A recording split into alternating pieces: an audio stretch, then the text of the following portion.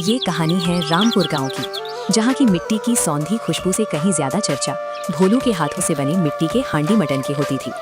भोलू एक सीधा साधा इंसान था, जिसकी दुनिया उसकी पत्नी फूलकली और उसकी बीमार बेटी मुन्नी के इर्द गिर्द सिमटी हुई थी। गरीबी की मार और बेटी की बीमारी के बीच भोलू के पास अगर कुछ था तो वो था उसके हाथों का हुनर। हर रोज सूरज की पहली किरण के साथ भोलू माखन लाल के ढाबे की ओर निकल पड़ता। माखन लाल, जो गांव का सबसे रईस और रसूखदार आदमी था, वो भोलू को सिर्फ इसलिए बर्दाश्त करता था क्योंकि भोलू के बिना उसका ढाबा महज ईंट पत्थरों का एक ढांचा था।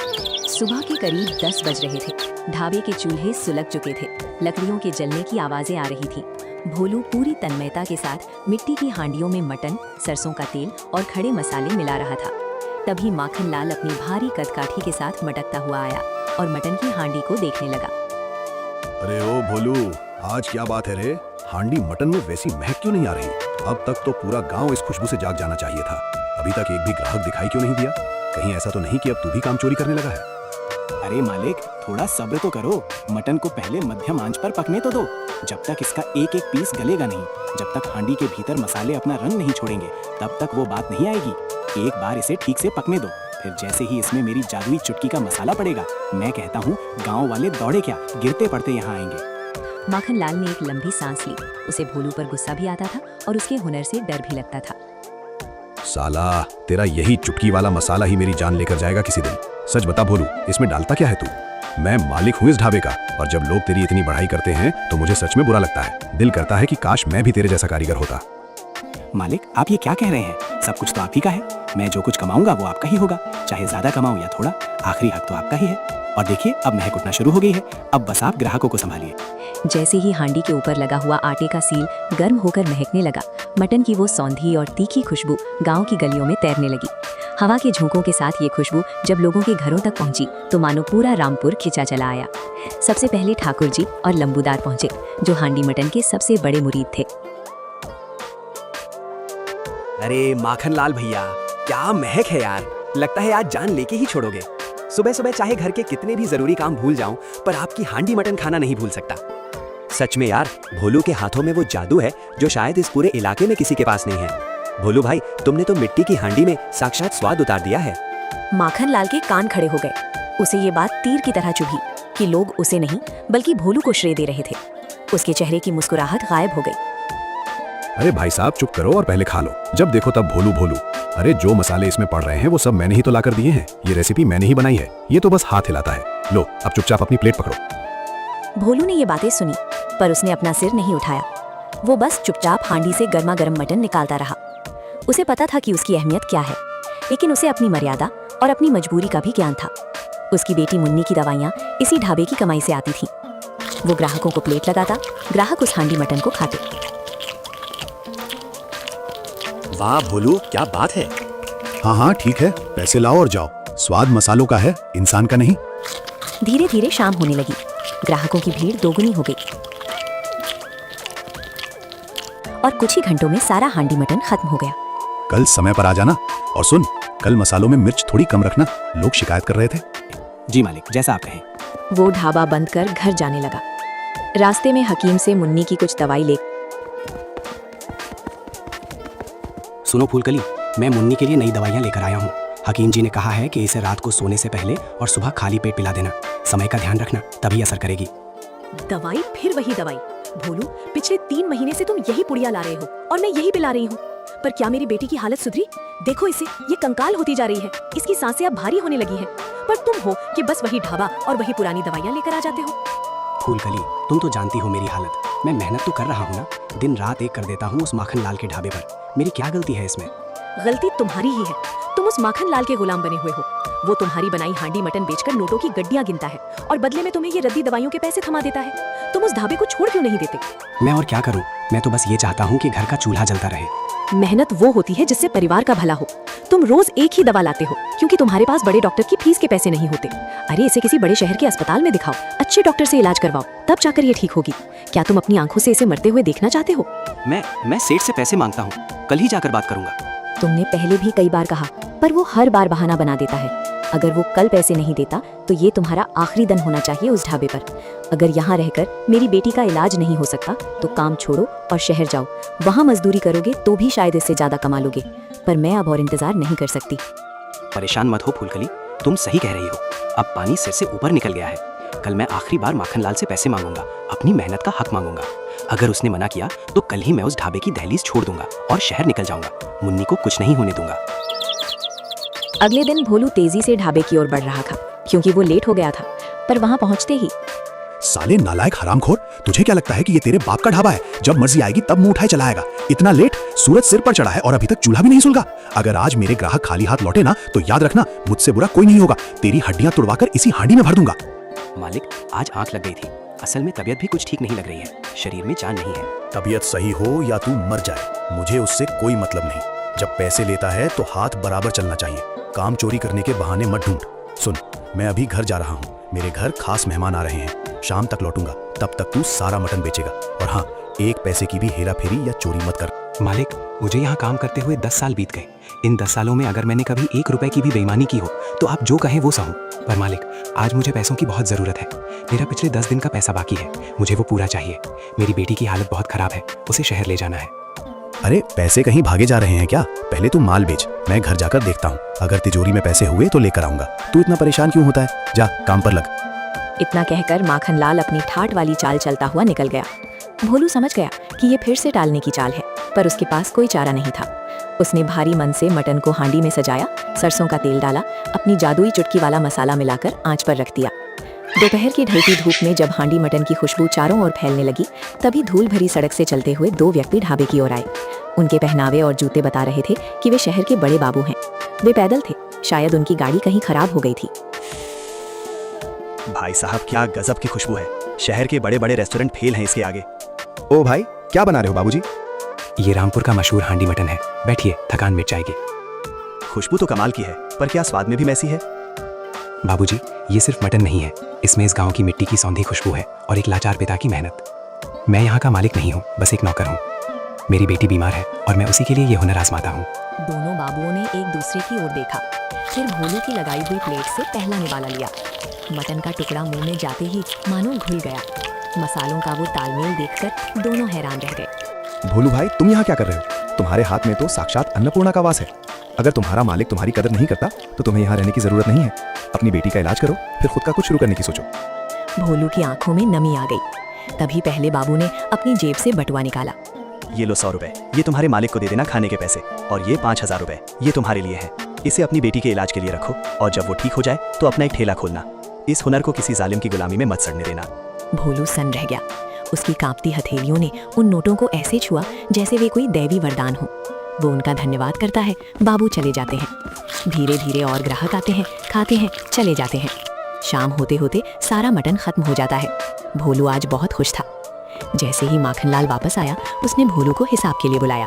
हाँ भाई भोलू, कितना माल ठिकाने लगाया? पैसे ला।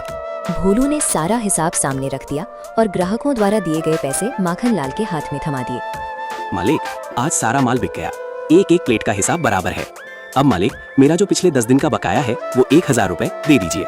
मुझे आज रात ही मुन्नी को लेकर शहर की ओर निकलना है। अरे यार भोलू, तू भी ना, अभी तो नया माल मंगाना है, मसालों का पैसा देना है। ऐसा कर, तू कल ले लेना। मैं जुबान देता हूँ, कल पक्का हिसाब कर दूंगा। भोलू की आंखों में खून उतर आया। उसे पता था कि माखनलाल की जेब में अभी हजारों रुपए हैं, फिर भी वो उसके 1000 रुपए दबाकर बैठा है। पर आज भोलू कमजोर नहीं था। उसकी जेब में वो 5000 रुपए थे जो उन फरिश्तों ने दिए थे। ठीक है मालिक, आज मैं जा रहा हूँ, कल मैं आऊँगा। और अगर कल आपने मेरे पैसे नहीं दिए तो याद रखिएगा कि कल मेरा इस ढाबे पर आखिरी दिन होगा। फिर आप अपनी रेसिपी खुद बनाइएगा और खुद ही बेचिएगा। माखनलाल कुछ कहता उससे पहले ही भोलू तेजी से मुड़ा और अपने घर की ओर चल पड़ा। थोड़ी देर में घर पहुंचकर उसने बाबू के लिए सारे पैसे फूलकली के सामने रख दिए। भोलू, ये इतने सारे पैसे कहाँ से आए? कहीं तुमने कोई गलत काम तो नहीं किया? सच सच बताओ, ढाबे की गुल्लत का नहीं साफ कर दी? शांत हो जाओ फूलकली, ये किसी की चोरी के पैसे नहीं है। ये मेरी ईमानदारी और उन 2 फरिश्तों की दुआ है जो आज ढाबे पर आए थे।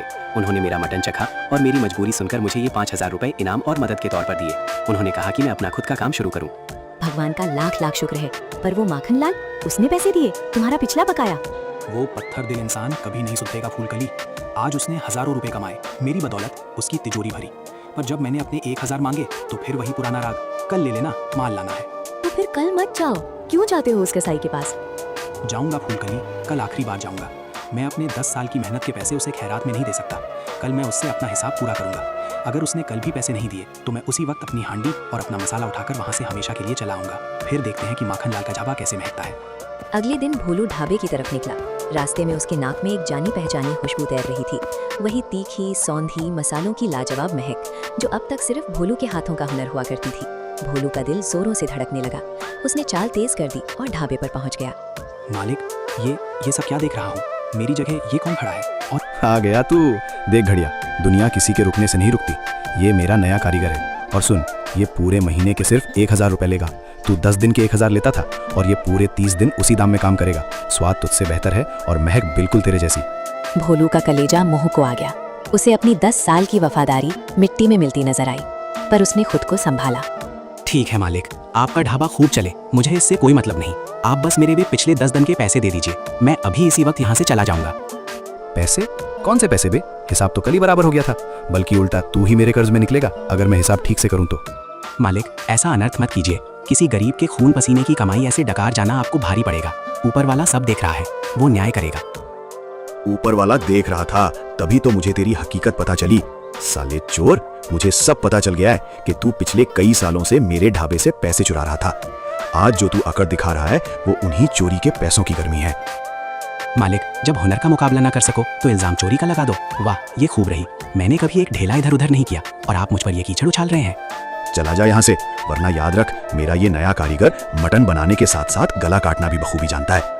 अगर अपनी खैरियत चाहता है तो अपनी शक्ल यहाँ दोबारा मत दिखाना। माखन लाल, तूने आज सिर्फ मेरे पैसे नहीं मारे, तूने अपनी मौत को दावत दी है। मैं अपनी मेहनत की कमाई ऐसे ही नहीं जाने दूंगा। मैं अभी इसी वक्त मुखिया जी के पास जा रहा हूँ। पंचायत बैठेगी और वहीं फैसला होगा कि चोर मैं हूँ या तू। भोलू तुरंत मुखिया के घर पहुंचा और सारी बातें बता दी। भोलू, मैं जानता हूँ तू नेक इंसान है, पर पंचायत और कानून सबूत मानते हैं। अगर मैं माखन लाल को अभी यहाँ बुलाऊं तो वो अपनी रसूख और झूठे गवाहों के दम पर तुझे ही चोर साबित कर देगा। उसके पास पैसा है और पैसे की चमक में सच अक्सर धुंधला पड़ जाता है। तो क्या मालिक, मेरी मेहनत की कमाई वो डकार जाएगा? मेरी बेटी अस्पताल में है मालिक, मुझे उन पैसों की सख्त जरूरत थी। भोलू, बदला लेने के 2 तरीके होते हैं। एक, हाथ उठाना जिसमें जीत की कोई गारंटी नहीं, और दूसरा, इतना बड़ा बन जाना कि सामने वाला खुद ब खुद बौना लगने लगे। माखन लाल को उसके पैसे का घमंड है। उसे चोट वहां मार जहां उसे सबसे ज्यादा दर्द हो। उसकी तिजोरी पर मत जा, बल्कि अपना खुद का ठेला खोल। नाम रखना भोलू का असली देसी हांडी मटन। तेरे हाथों में वो जादू है जिसे कोई नया कारीगर या कोई षड्यंत्र नहीं छीन सकता। माखन लाल ने जो खुशबू चुराने की कोशिश की है वो ज्यादा दिन नहीं टिकेगी। तू अपना काम शुरू कर और जो भी मदद चाहिए, लकड़ी, कोयला या ठेले का इंतजाम, वो मैं करूंगा। भोलू जब अपने घर के दरवाजे पर पहुंचा तो उसके दिल की धड़कनें तेज थीं। उसे डर था कि कहीं मुन्नी की हालत और न बिगड़ गई हो। लेकिन जैसे ही उसने चौखट पार की, उसके पैरों तले जमीन खिसक गई। पर इस बार डर से नहीं, खुशी से। मुन्नी खाट पर बैठी अपनी माँ से बातें कर रही थी।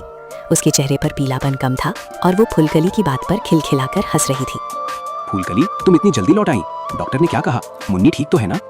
अरे मैं तो कब की लौट आई और तुम्हारा इंतजार कर रही थी। मुन्नी को देखो, डॉक्टर की सुई और दवा का असर देखो। मेरी बच्ची अब खुद बैठकर पानी पी रही है। पर पैसे कितने लगे? वो 5000 कम तो नहीं पड़े? और कितने बचे हैं? अरे ओ मुन्नी के बापू, शांत हो जाओ। 1 रुपया भी खर्च नहीं हुआ। हम शहर के सरकारी अस्पताल गए थे। वहाँ डॉक्टरों ने बहुत अच्छे से देखा, दवाइयाँ भी मुफ्त मिली, जांच भी फ्री में हुई। हम गरीब लोग अपनी अज्ञानता की वजह से डरते रहते हैं कि बड़े अस्पताल में लूट लेंगे, पर सच तो ये है कि सरकार ने हमारे लिए बहुत कुछ कर रखा है, बस हम ही वहाँ तक नहीं पहुँच पाते। पर तुम इतने परेशान क्यों हो? क्या माखन लाल ने पैसे नहीं दिए? वो आदमी नहीं, हैवान है फूलकली। उसने मेरी 10 साल की वफादारी को एक पल में राख कर दिया। पैसे देने से मुकर गया, मुझ पर चोरी का इल्जाम लगाया और एक जल्लाद जैसा कारीगर रख लिया है। पर मुखिया जी ने एक रास्ता दिखाया, अपना खुद का ठेला। तो फिर देर किस बात की है? ये हुई ना मेरे मन की बात। ये 5000 पूरे के पूरे बचे हैं। इन्हें उठाओ और अभी के अभी बाजार जाओ। एक नया ठेला लो, ताजी हांडिया लो और सबसे उम्दा मसाले लाओ। आज रात भर हम दोनों मिलकर तैयारी करेंगे और कल सुबह पूरे रामपुर में ऐसी महक पैदा करेंगे कि उस माखन लाल की रूह कांप जाएगी। अगली सुबह भोलू ने पैसे उठाए और सीधा बाजार पहुंचा। सबसे पहले उसने एक मजबूत लकड़ी का ठेला खरीदा। फिर वो सीधा इस्माइल की गोश्त की दुकान पर गया। इस्माइल पूरे इलाके में सबसे ताज़ा मटन के लिए जाना जाता था। अरे भोलू भाई, क्या बात है? आज तो आप पूरे 10 किलो मटन ले रहे हो। क्या घर पर कोई बड़ी दावत है? मेहमान नहीं इस्माइल भाई, अब खुद का ठेला खोल रहा हूँ, भोलू का देसी हांडी मटन। इसीलिए मुझे आज तक का सबसे उम्दा और ताज़ा मटन चाहिए। अगर माल अच्छा दोगे तो मैं तुम्हारा पक्का और रोज का ग्राहक बन जाऊंगा। फिक्र मत करो भोलू भाई, ये लो सबसे ताज़ा माल। अगर खाने वाले की उंगलियां ना चिपक जाएं और स्वाद में कोई कमी रह जाए तो आकर मटन मेरे मुंह पर फेंक देना और पैसे वापस ले जाना। भोलू तुरंत मटन घर लाया, अच्छे तरीके से बनाया और अपना ठेला गांव के आखिरी छोर पर लगा दिया। मटन की खुशबू ऐसी थी कि हवा के साथ मिलकर वो गांव के कोने कोने तक पहुंच गई। लोग अपने घरों से बाहर निकल आए और सीधा ठेले पर पहुंचे। भोलू भाई, ये ठेला तुम्हारा है या माखनलाल ने यहाँ नई शाखा खोली है? नहीं बाबूजी, ये मेरा अपना ठेला है। अब माखनलाल से मेरा कोई वास्ता नहीं। अरे वाह, पर रेट क्या रखा है? वहाँ तो माखनलाल ने अचानक 50 रुपए प्लेट कर दिया है। बाबूजी, यहाँ सिर्फ 30 रुपए प्लेट मिलेगा। भरपेट खाइए और दुआ दीजिए। 30 रुपए सुनते ही लोगों में खुशी की लहर दौड़ गई। भोलू ने प्लेट लगानी शुरू की। मटन का रंग गहरा सुर्ख था और तरी ऊपर तैर रही थी। जैसे ही ग्राहकों ने पहला निवाला लिया, उनकी आंखें फटी की फटी रह गईं। ओहो, क्या बात है यार। एक निवाला मुंह में लिया और मांस अपने आप हड्डी से अलग हो गया। मसाला ऐसा कि रूह खुश हो जाए। ये हड्डी चूसने पर जो रस निकल रहा है, आहा। भोलू भाई, बात मत करो, अब बस खाने दो और एक प्लेट मेरी भाभी के लिए पैक भी कर दो। उधर माखनलाल के ढाबे पर सन्नाटा पसरा था। उसका नया जल्लाद कारीगर पसीने पसीने हो रहा था, पर कोई ग्राहक नहीं आ रहा था। भोलू के ठेले की महक पूरे गांव में छा गई थी और उसकी सस्ती कीमत ने माखनलाल की गद्दी हिला दी थी। रामपुर में अब एक नई शुरुआत हो चुकी थी। भोलू के हाथों की हांडी मटन की कहानी अब खुद लिखी जा रही थी। और जिस दिन मुन्नी पूरी तरह ठीक होकर अपने पिता के ठेले पर बैठी थी, उस दिन भोलू ने एक अखबार की कतरन देखी। शहर के 2 परोपकारी उद्योगपतियों ने गरीब कारीगरों के लिए सहायता कोष शुरू किया। भोलू मुस्कुराया। वो 2 फरिश्ते उसे आज भी याद थे। उसने मुन्नी के सिर पर हाथ रखा और सोचा, सच में इंसान को बस एक मौका चाहिए, सही दिशा चाहिए। रामपुर की गलियां अब भोलू की हांडी मटन की खुशबू से महकती थी और वो खुशबू किसी दब्बू कारीगर की नहीं, बल्कि एक आजाद आदमी के हुनर की थी। दोस्तों, अगर आपको ये वीडियो पसंद आई हो तो वीडियो को लाइक करें और चैनल को जरूर सब्सक्राइब करें।